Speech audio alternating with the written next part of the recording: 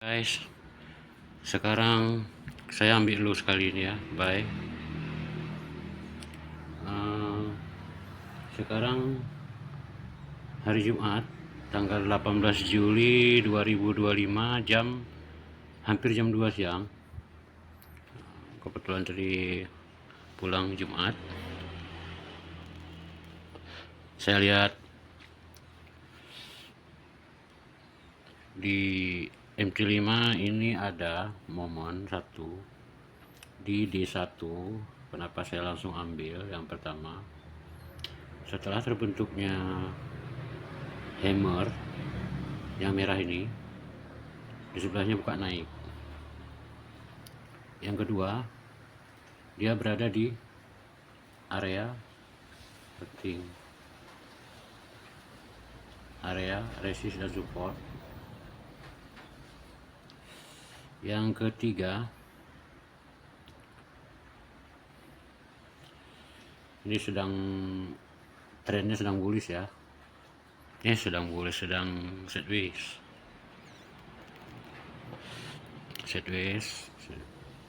Setelah itu dihampat, dia juga hijau, sama kejadiannya seperti di D1. Setelah hammer, sebelahnya buka naik. Hammer apa harami itu ya.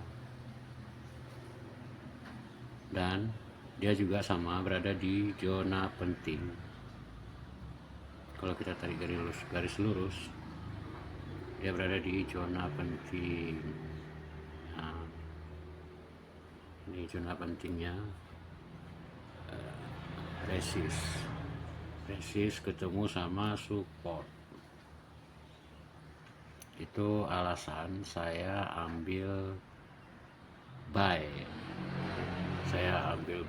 Itu alasan, karena dari tadi saya pantau pas di H4 nggak pas di D1, pas di D1 nggak pas di D4. Contohnya di H4 nya merah, di D1 nya hijau, di D1 nya merah, di H4 nya hijau, jadi nggak selaras dia ya. Ini kita hapus dulu garisnya. Ini kita mau pasang stop lossnya dulu. Pas stop lossnya kita pasang kita cek di H1, di D1. Kita pasang stop lossnya di sini aja, sini bisa. Memang kalau emas ini ya, sedikit ya bergerak dia udah banyak dia nih, makanya ini agak dalam sedikit udah pasang stop lossnya.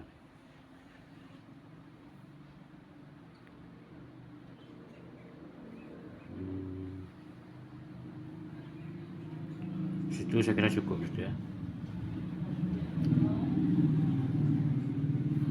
Oke guys, kita lihat nanti ya apa yang terjadi. Ini hari Jumat, Jumat 18 Juli 2025, jam 13.56 atau hampir jam 2 siang ya. Oke guys, semoga sesuai seperti analisa. Nanti apa yang terjadi saya akan upload. Selamat siang guys.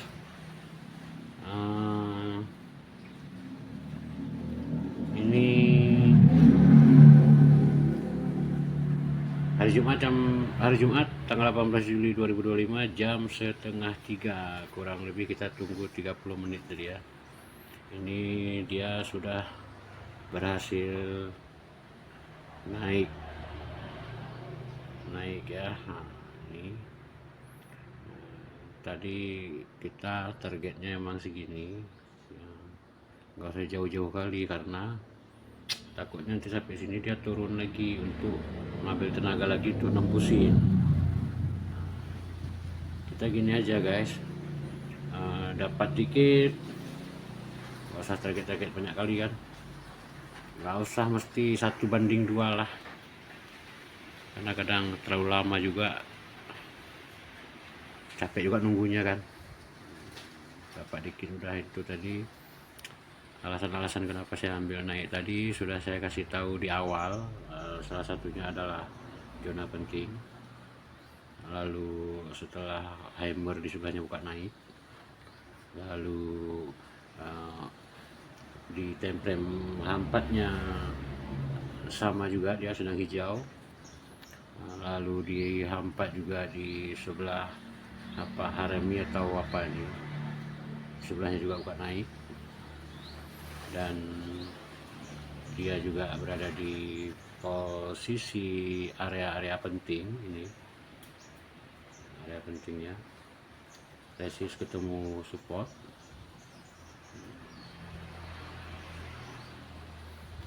Jadi itu guys, nanti ada momen kita ambil lagi, kita patau-patau aja dulu guys. Ini yang kemarin kalau masalahnya, ini juga area penting nih.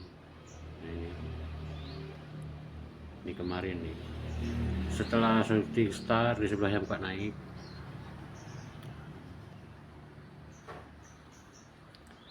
Oke guys, ini kita tutup dulu.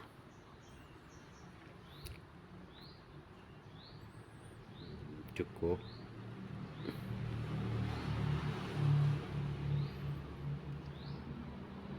$6.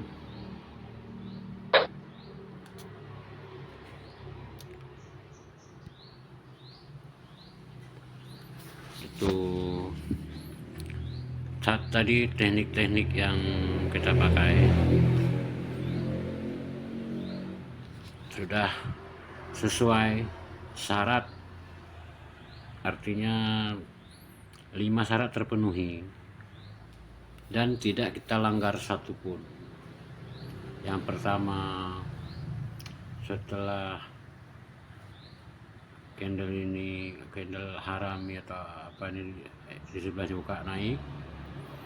Yang kedua, dia berada di area penting. Yang ketiga, dia tren juga sedang naik. Yang keempat, di temprem H4 dan temprem D1 sama-sama hijau. Yang kelima, di temprem D1 juga posisinya berada di area penting.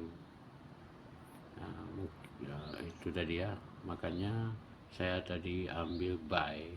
Jadi saya cuma ambil sedikit-sedikit aja guys, sedikit-sedikit aja, jangan kita terlalu berharap dia akan bisa menembus langsung ke atas ini. Itu terlalu lama kita nunggu ya. Mungkin kalau untuk yang mau nunggu lama bisa jadi, cuman saya berpikir kemungkinan dia untuk menembus ini saja ya, menembus ini saja sampai tembus lewat itu memerlukan waktu beberapa jam atau beberapa hari mungkin, karena dia harus bisa jadi dia akan turun dulu untuk mengambil tenaga dan langsung menghantam ke atas. Begitu juga kalau kita pantau di H4-nya, di sini dia sudah nabrak support bertemu dengan resist. Jadi ini dua kekuatan yang dia sendiri harus mempunyai tenaga yang kuat untuk bisa menjebol support dan resist ini hingga jebol ke atas. Karena yang bikin lama sebuah candle itu menembus support ataupun resist adalah itu agak berat dia untuk menembusnya. Tapi kalau jika tidak ada support atau resist, untuk dia lewat ke atas itu mungkin mudah. Itu guys ya. Jadi sistemnya hampir mirip seperti inilah. Nah, ini turun dulu, dia ambil tenaga, naik lagi. Ini terjadinya ini mungkin ada berita kemarin ya, tadi malam mungkin, atau kemarin sore lah, mungkin ada berita, ada news, jadi dia langsung menjulang ke atas terus. Jadi setiap kita ambil posisi, kita harus pahami dulu kenapa kita mengambil posisi buy, dan sebaliknya kenapa kita mengambil posisi sell. Kita harus pahami dulu apa penyebab kita ambil buy dan apa penyebabnya kita ambil sell. Makanya saya di sini hanya mempelajari bentuk candle, tidak mempelajari tidak memakai indikator apapun. Makanya saya kasih nama channel YouTube ini adalah Trader Anti Indikator. Apakah saya sudah memahami semuanya? Belum juga. Tapi saya berpedoman bahwa setiap bentuk-bentuk candle ini,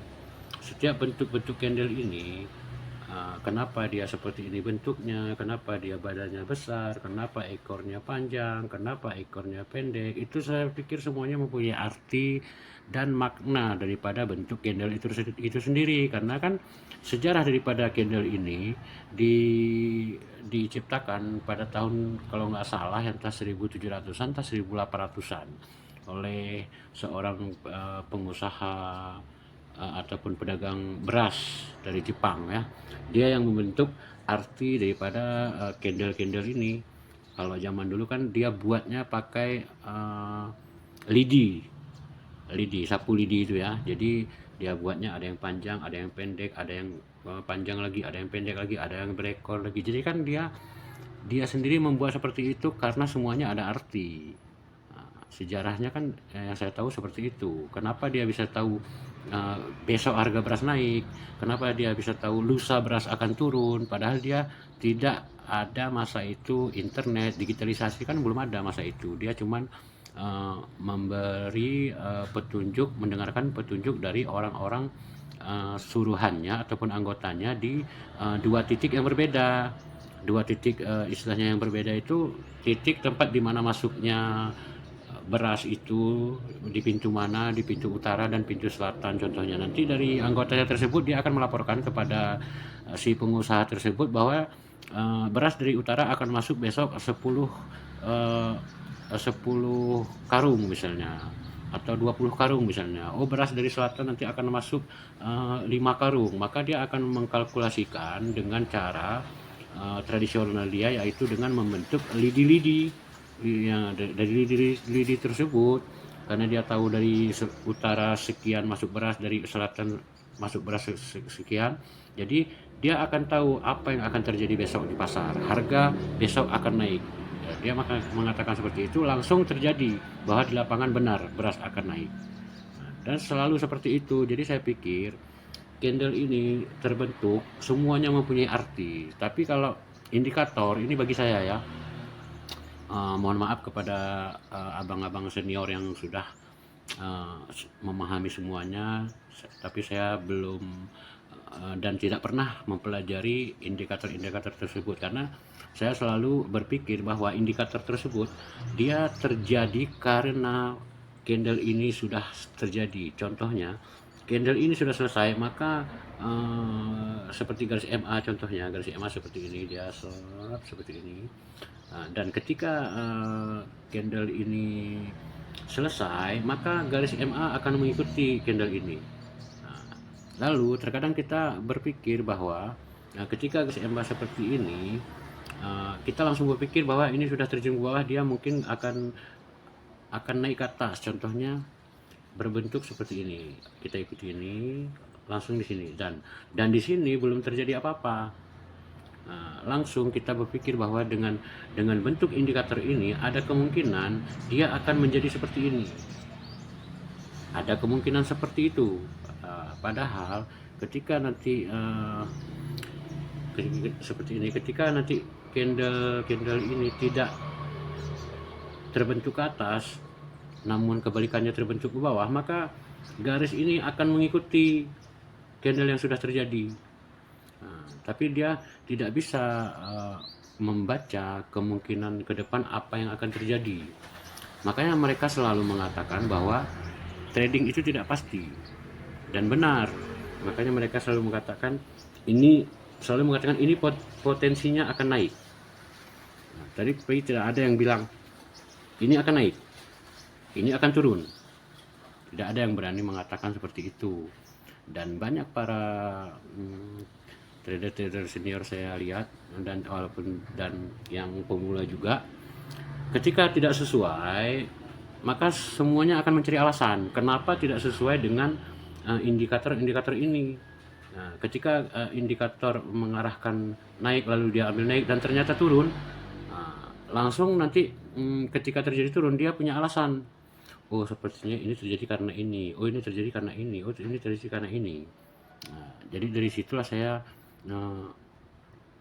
mencari teknik baru, istilahnya teknik dengan mempelajari bentuk candle-candle ini. Dan saya yakin bentuk candle ini semuanya mempunyai arti. Yang menciptakan candle ini, ini kan orang Eropa yang buat ini dengan versi digitalnya. Dia pun membuat ini kan atas dasar melihat yang dibentuk oleh si pembentuk pertama, yaitu orang Jepang tadi pada tahun 1800-an. Mereka kan pasti mempelajari itu.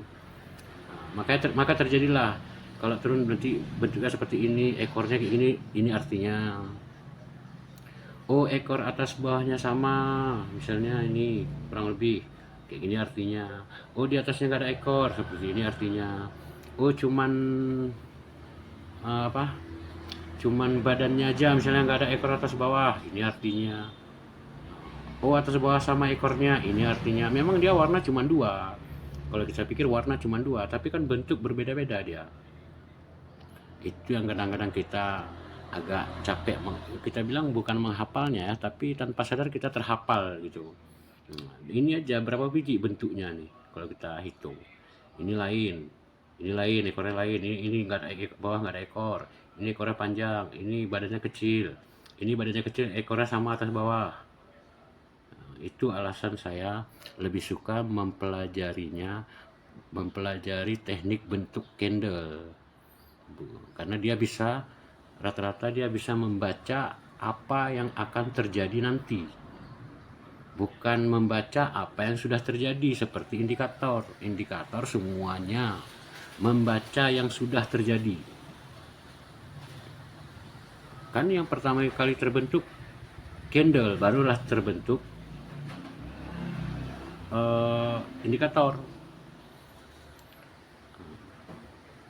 Saya lebih mengambil cara mudah aja karena kita ya masih pemula ya, tapi saya yakin bentuk candle itu semuanya mempunyai arti yang akurat, asal kita bisa memahami. Tapi tetap, walaupun akurat, kita tetap menjaga risiko agar terhindar daripada kerugian. Oke guys, itulah pendapat dari saya. Oke, sampai jumpa lagi. Assalamualaikum warahmatullahi wabarakatuh.